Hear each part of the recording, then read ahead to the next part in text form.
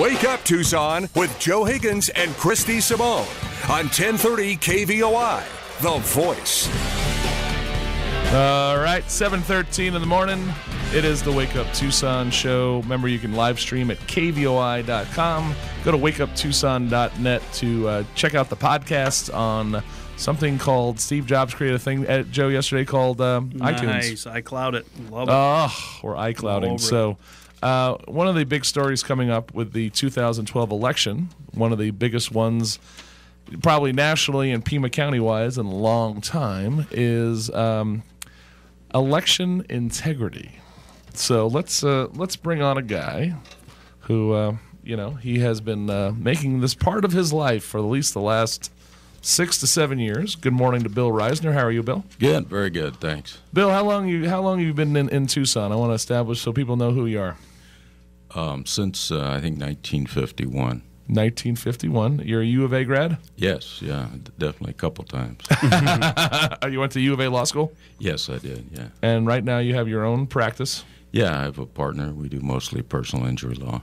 Okay. And you're a registered Democrat, right? Yep, definitely. Registered Democrat. And in 2006, the 2006 RTA election got on your radar, and you and a concerned group of individuals sued Pima County about the RTA election. So what is the background of why would you, as a Democrat attorney in this town, sue Pima County and the kind of the political machine over there over the RTA election? What freaked you out a little bit?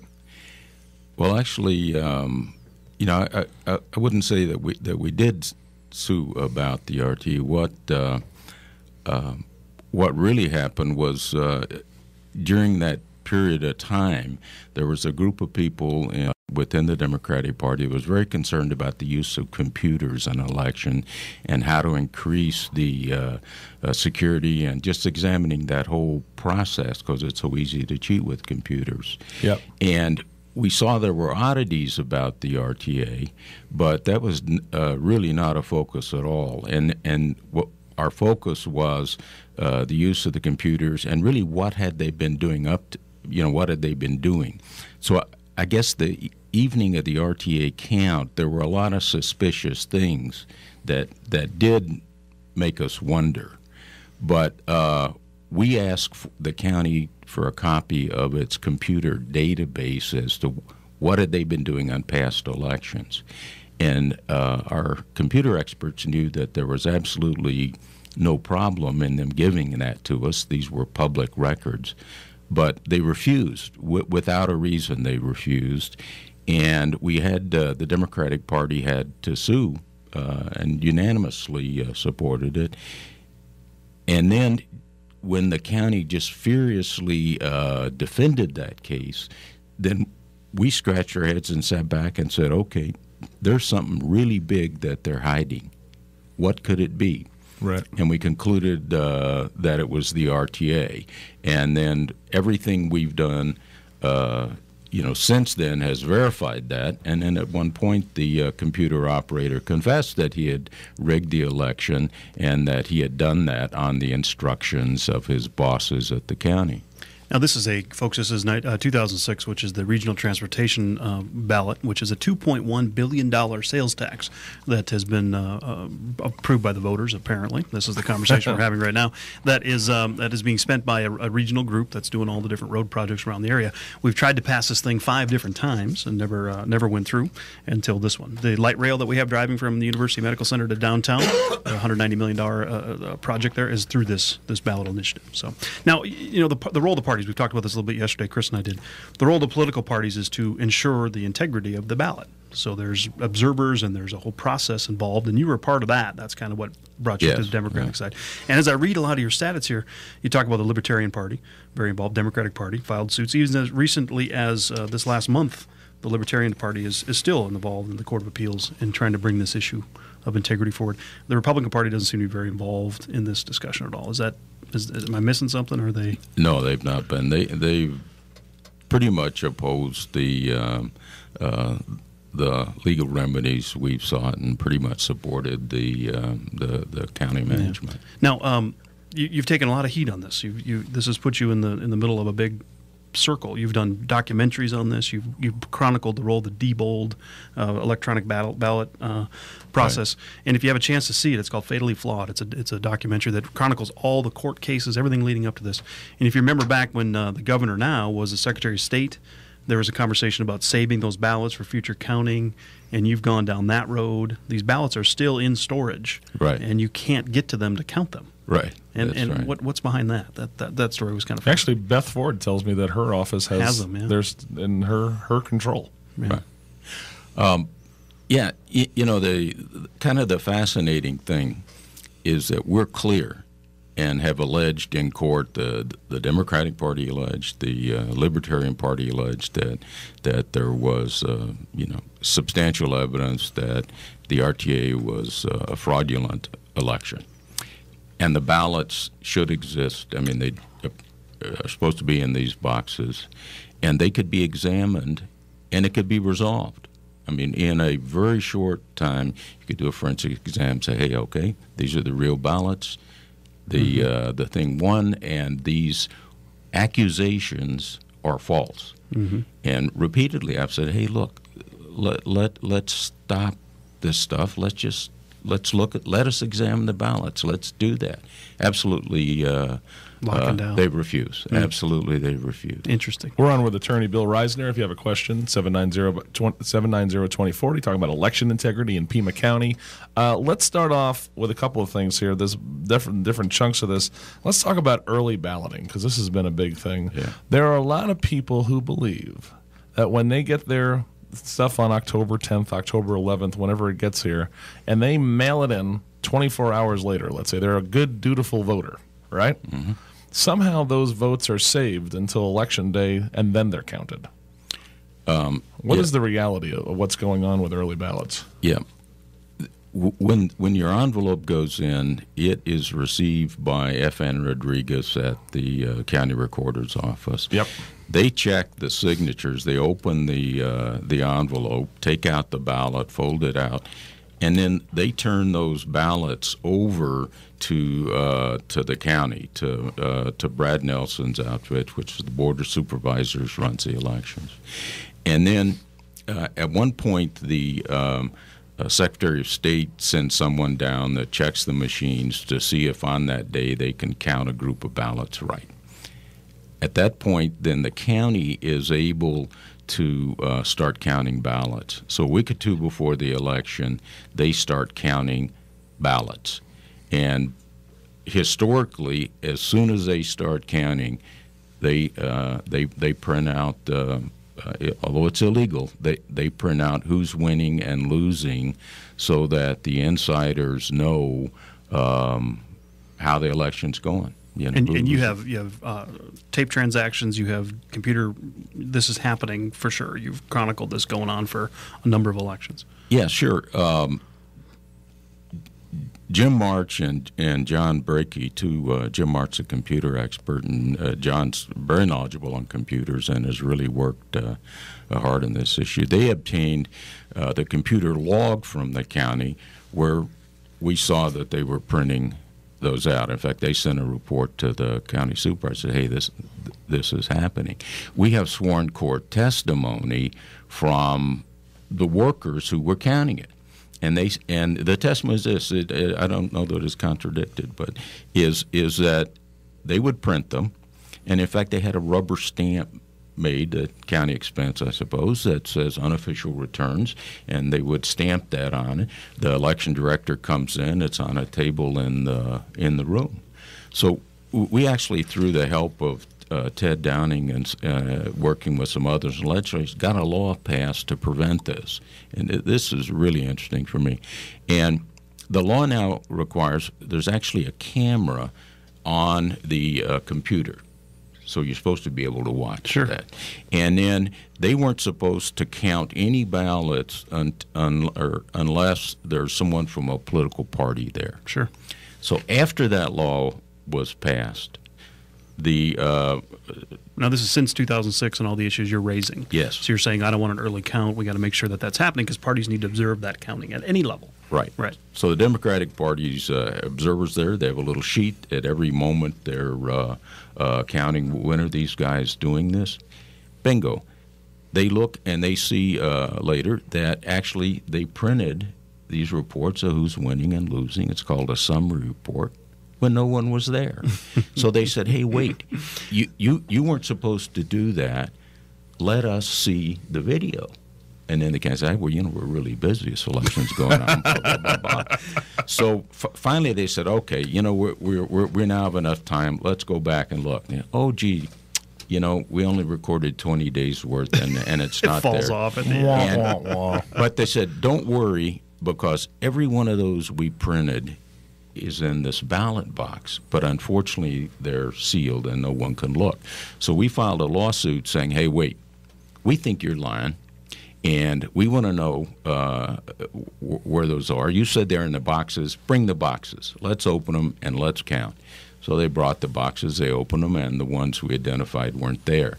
So when there were two what you would think of as fail-safe procedures, right, they still cheated. And so here's what, folks, when you run a campaign, it's about $15,000 to do a poll. So if you're a challenger and you want to find out where you're at, it costs you $15,000. You do a sampling of folks that have voted. You do exit polls, all kinds of things. If you're inside the baseball game and you know that you have the actual results going in from early ballots all it's along the best process, free early polling ever. It helps you immensely to determine, okay, the ballots are in here. I got to focus my media here, and I got to do this here, and I got to do that there.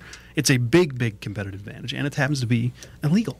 Yeah, that's a scary, scary thing. So that's one of the big ones. The other thing, when this all started, typically elections around the county are run by the clerk of the Board of Supervisors.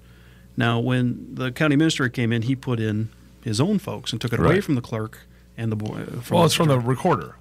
What happens? No, the election. I thought the elections person. There's two parts to it. The recorder receives them and then hands them to elections, and that's usually the clerk of the Board of Supervisors. Right.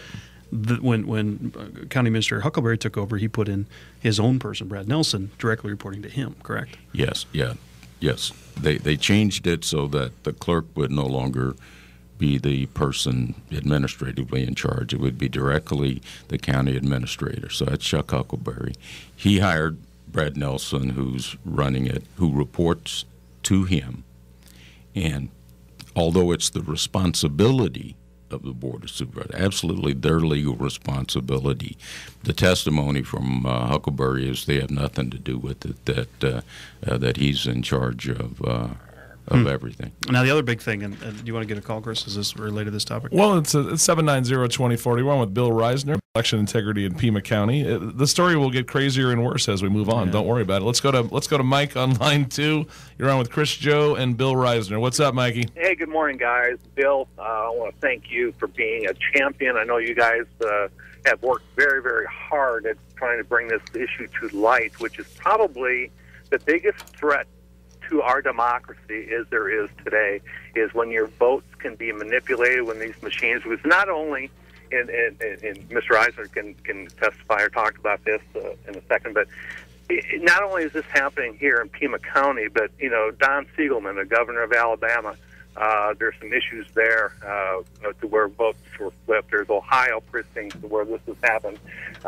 This is a big deal here, guys. And so whatever it's worth, you're interviewing in your studio a true patriot, a true champion of the people, if you will. And I want to thank Mr. Risner and his group of very, very loyal and dedicated patriots for doing really what the citizens' job here and trying to take this issue front and center. We can't count on the media to do it. We have to count on ourselves, guys. So way to go, Mr. Risner. Thanks for continuing to fight. Yep. Thanks for the call, Mikey. Yeah. You bet. Well, let's go pay some bills, Eddie. It's 7:27 in the morning. We got Bill Risner. We're taking your phone calls on election integrity in Pima County. Chris, what does RTA, electronic ballots, and crop counting have in common? We're going to explain what a crop scanner is when we get back and scare the living hell out of you again. So it's the Wake Up Tucson show. We're on Bill Risner, 790-2040. Wake Up Tucson, 1030, The Voice.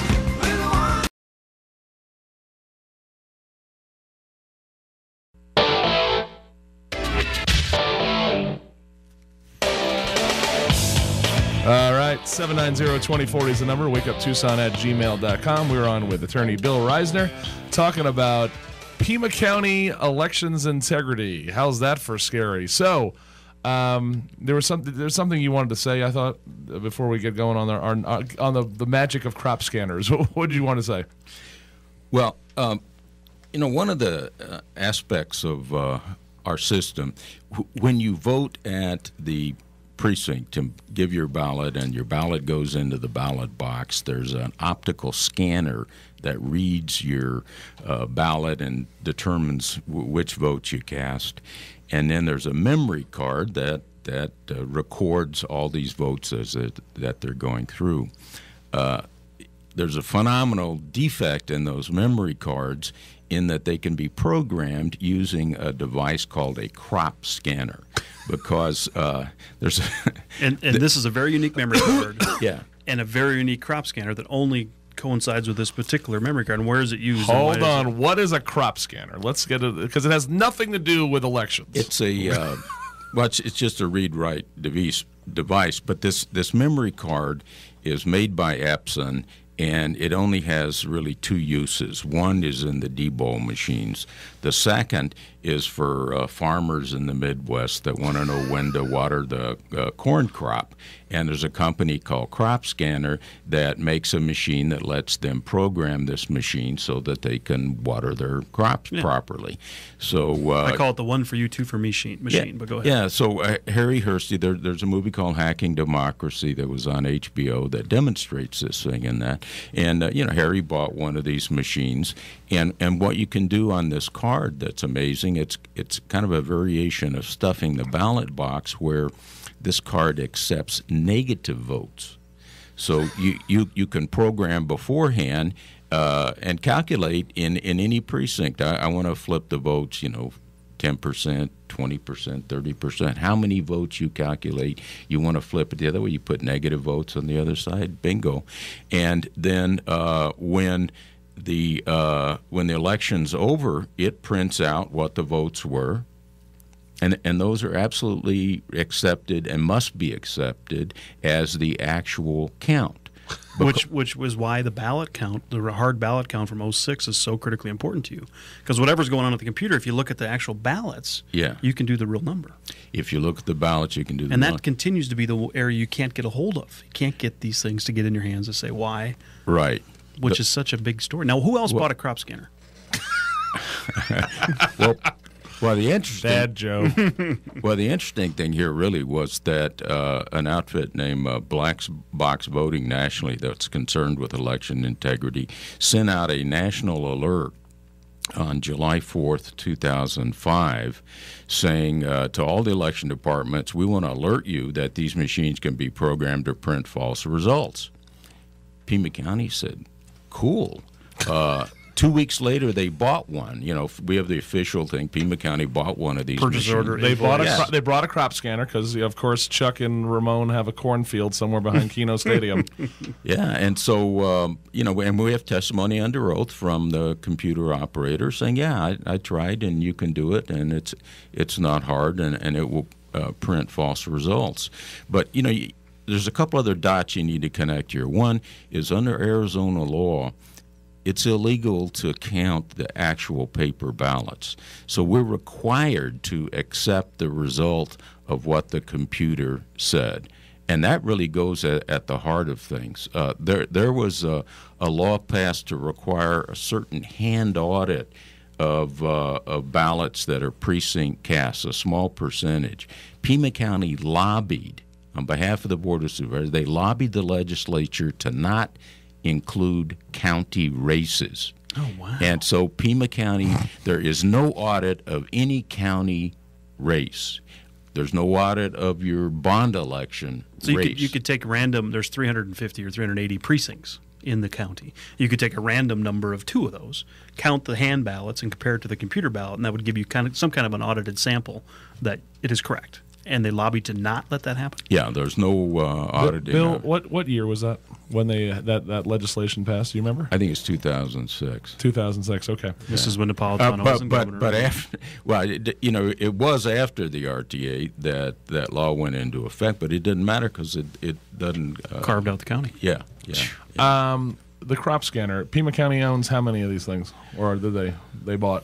Well, they bought one, and they've claimed that eventually, of course, we found out they had it, and they claimed a few years later, we sent it to the sheriff and they destroyed it. But it hardly. How much is a crop scanner? I think it was $600 or something like that. So it hardly mattered. I assume you guys asked him under question. I know you in court. Why did you buy one? What did they tell you? Well, he said he bought one to confirm whether or not what Harry Hursty said and was in the movie was really true. Okay, so they wanted to just, quote, test it out. Yeah, and then interestingly enough, because our guy that runs our computer, has a high school education and really is not top in his field, he says, gosh, he found out that although you could cheat and get it to print false results, you couldn't get it to put those results into the main computer. It wouldn't accept them. And I asked him, I said, gosh, did you report that to anyone else? I mean, here's this national thing that went out all over the nation, and you claim that you've proven that it's not true, that everything that he said and we all saw can't be done. Have you alerted anyone else to this? Well, no, actually, haven't done that. Shocking. So, yeah, no kidding you. So then there's another wrinkle on this. All this stuff goes into an Access database at some point, right? And there's a real question of chain of command of who had control and was taking home laptops with this Access database with early results on it. No, the real problem with not looking at the paper ballots and with relying on computers is there's so many ways to cheat. And the computer system that we have, it's called GEMS, is the name of the software system that we have. And it is built on a Microsoft Access base that is inherently not proper. Microsoft says you shouldn't use this for complex things such as what we're doing, because it can just simply be inaccurate. Right. Without cheating, it can be inaccurate. Right. And then the other thing is that you can do what the testimony was that our computer operator, at the end of the day, when the guys are at the office, he makes a CD and he takes it home with him every night. Of course, why wouldn't you? It's ballot security. And why wouldn't you just make a DVD of it or CD of it? And that's the part that kills me. Exactly. Who's got chain of command of these things, man?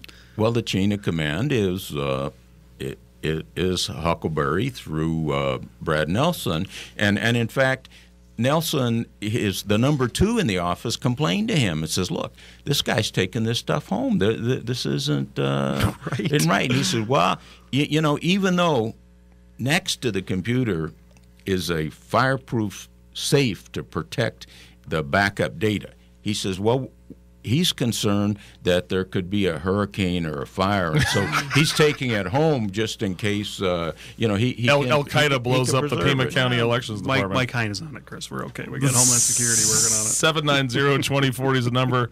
Let's go to the phones. We got Connie on line 2. Connie, you're on with Chris Joe and Bill Risner. What's up? Hello there, Attorney Risner. Keep up the fight. You're on the best station to do this, in my opinion. Chris and Joe have a great audience. They are constituents that vote. They care about they care about what's going on. We have the big election coming up November the 6th. What would you suggest we do to simplify, for Pete's sake, the counting of ballots? This computer poo-poo that can be turned around, even with our banks, we know what goes on there with the fraud. So therefore, what would you suggest we do with integrity and simplify counting ballots the right way? So Connie's asking for your suggestions on how to modify this and simplify it. Let's simplify counting the ballots, for Pete's sake. Connie, thanks for the call. Billy? You bet. Well, there's a couple things. The Board of Supervisors can readily and easily set up a system where you can't cheat. that's what our lawsuit is about in court, where we're trying to get an order to make sure that they can't cheat. It's real easy. We're fighting about the ability to cheat. The county wants the ability to cheat. We don't want them to have the ability to cheat. We're kind of with you on this one, Bill. Okay, so there's two things that can do. One, there's something called graphic scanning. The county, in fact, owns a high-speed graphic scanners. If not, they can buy those that are appropriate. You can easily have a system where when the ballots are officially counted, those same ballots are then fed through a scanner where a picture is taken of these things. Right. There's a couple companies and two computer systems where then you can count those. Right. So at that point, copies of all the ballots could be given to the political parties, some of the public, and just count them. If you think our counting is wrong, and that's the whole trick. It's the counting that can be rigged by the computer. Which is if you take system. a picture or you actually count the actual ballots, you are solving that problem. Yeah, if you can check on it, and it's been used. There's a system in Humboldt, California that was that the citizens came up with an open source software.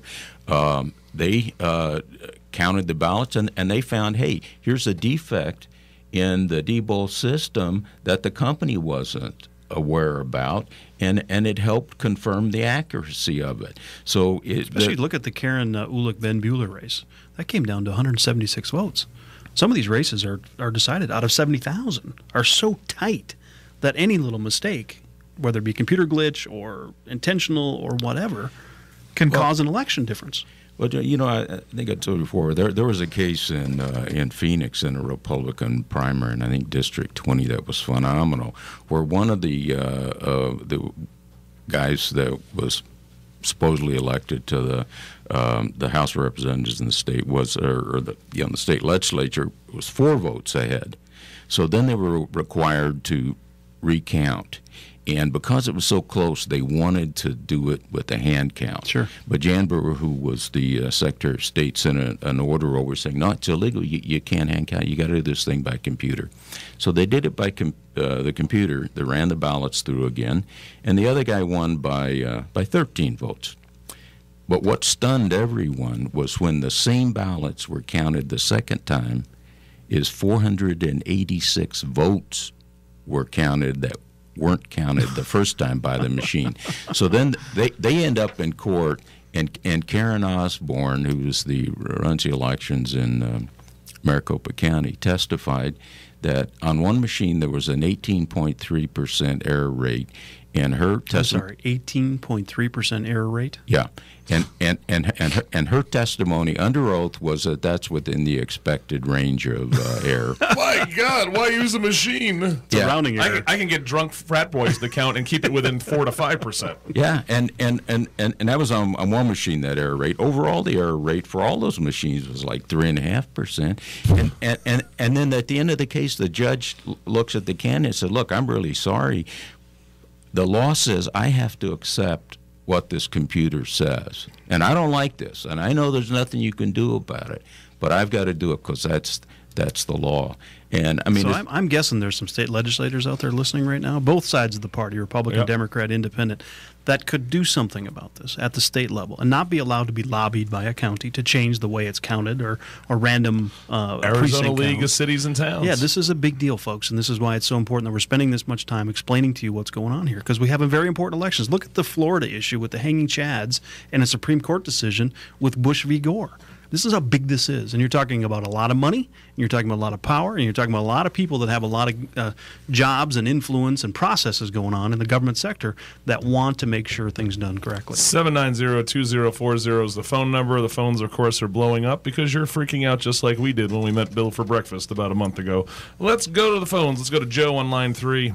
Joe, what's shaking, big guy? Hey, good morning, guys. Hey, you know what, Chris? I'm going to go with you for your counting team because I know you're a founding father of the early days of beer pong. You are correct. You should see him. He's great. I can go lefty or righty.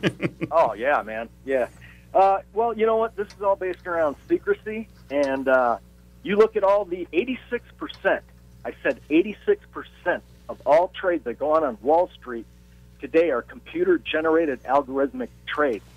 What a lot of these guys think they're doing is also writing programs that have, like, plug in your target price, and although wash trades are illegal, they're never prosecuted. And that's why you see the volume of trading going on, what you do today. I have a feeling that you have a lot of these targeted plug in the voting price, and you might have certain secret algorithmic formulas that are going on in that department. That's just a suspicion. But my other thing is just, Bill, you're taking on the machine. This is the machine that I hear all the Republicans gripe about. But I've been to a few of these court proceedings here with Bill, and I didn't see any Republicans for the most part there. I would think that they would be there in droves, speaking against the Chuck Huck, Democratic Central. Hey, Joey, we agree with you, man. They've been asleep during this entire process. Ray Carroll has come out on this pretty hard. I commend you. I commend you for having Bill in there today. I mean, right. This is you guys are just awesome for this. But I don't really see this. And just that Cassidy report just lets me know that it's always the blathering about small government and this and that. But this is where democracy meets representative government, and it's just like. You just see this big Cassidy support for big centralized planning, and who hits to that? You can't get more basically broke than what we're talking about here, Joe. So I got a bunch of calls to go. Can you guys do a live remote from maybe some of his next court proceedings? Because it would be wonderful radio. This is golden radio here, so my hat's off to you guys. But would love to see a live remote following Bill Risner around in this subject, because the biggest thing that's going on. Thanks, Joey. Thanks for the call. 790-2040. Let's do one more call, and then we'll go to break, and we'll get to other calls. Let's go to Fernando, line 4. Fernando, what's going on, bud? Hey, hi, good morning. Hey, thanks for having Bill Risner on your show. I have been reading about this RTA fraud case. And as someone who's running for office for the Board of Supervisors in District 5, has the county put any safeguards in place, to keep that from happening this upcoming election? Because this is scary. I mean, we're running, we're out there working really hard, and to know that, the vote could be changed is kind of scary. So, have they put anything or changed anything? And thank you. No, the whole point of our lawsuit is to put in changes so they can't cheat. And the county is fighting for the ability to cheat. They won't do what they could do. For instance, I mentioned that they don't audit, even a hand audit of the county, any county races. They could do that. There's absolutely nothing in the law that prevents them from doing that. Formerly, they did do some of that, but they won't. The Board of Supervisors runs the elections. They readily, the county the director of elections could say, hey, we're going to do a hand audit of 4 county races or 5 or anything he wants to do, because it's the obligation of the board to make sure that the elections are honestly run and counted properly. That's their duty. Our Secretary of State doesn't run elections. It's the Board of Supervisors. So they could do it. They can do it this election, and there's no legislation, nothing. It's their responsibility. They won't. They won't because they want the ability to my conclusion is they won't because they want the ability to cheat. 790, Fernando, thanks for running. Yeah. So, Chris, we talked about this yesterday. The photos from Time Magazine of the woman in the burqa in Afghanistan with the blue finger because she voted.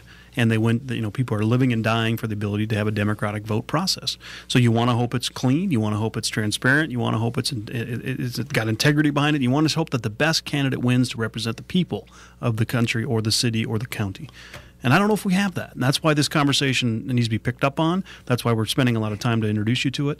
And you got big elections coming, folks. This is a very, very important time. So we got Bill Risner in studio. We got one more segment. When we come back, we're going to freak you out one more time with the magic of what you can do with your own printer. It's got to do with your ballots, folks. We're going to talk about that, too. So Wake Up Tucson, 1030, KVOI, The Voice.